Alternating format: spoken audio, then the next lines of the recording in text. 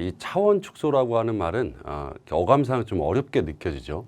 근데 이제 이 차원이라고 하는 거, 그러니까 뭐 1차원, 2차원, 3차원, 4차원 이런 차원이라고 하는 건 결국 우리가 이제 데이터 분석적인 측면에서 보면 하나의 축이 됩니다. 그러니까 예를 들어서 3차원이라고 한다면 3차원 공간에서 각 데이터가 위치해 있는 그 좌표들, 그리고 그 좌표들을 분류한다든지 예측한다든지 그런 이제 측면에서 볼 수 있죠.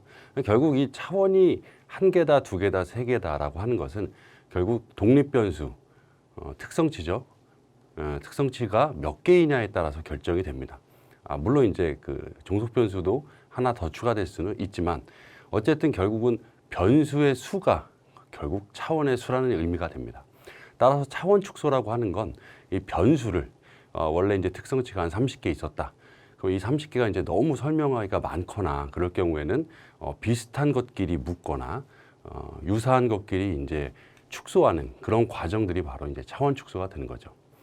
그러니까 이런 차원 축소라고 하는 건 직접적으로 예측을 하거나 분류를 하거나 즉 이제 지도학습적인 그런 측면에서 바로 활용한다기보다는 비지도적인 학습. 그러니까 예를 들어서 이제 어떤 변수끼리 유사한가, 혹은 이제 그 유사한 축소들을 가지고 유사한 변수들을 가지고 이제 하나의 그룹화를 시키는 거죠. 변수들을.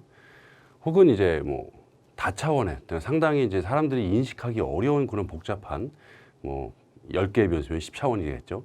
근데 10차원에서 이제 어떤 변수, 어떤 케이스들이 위치해 있는 좌표를 사람이 보기는 어렵잖아요.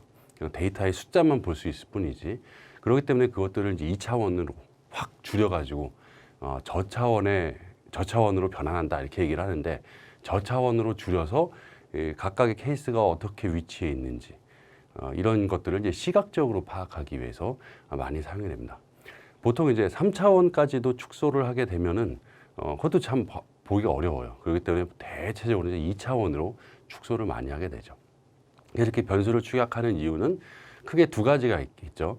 하나는 이제 너무 많은 설명 변수들을 축약함으로써 더 심플하게, 더 간명하게 설명하고 모델을 만들 수 있고, 그 30개의 독립 변수가 어떤 종속 변수를 예측하는 게 더 좋을 수도 있지만 유사한 것끼리 묶어서, 즉 변수를 축약해서 차원을 축소해서 이 설명 변수로 사용하는 게 간혹 더 좋은 성능을 보이기도 합니다. 그리고 두 번째로는 말씀드렸던 것처럼 이 시각화, 즉 이제 사람들이 좀 보고 어떻게 이제 묶이는지 이를 이제 파악할 수 있도록 이 커뮤니케이션의 수단으로도 이제 많이 사용이 됩니다.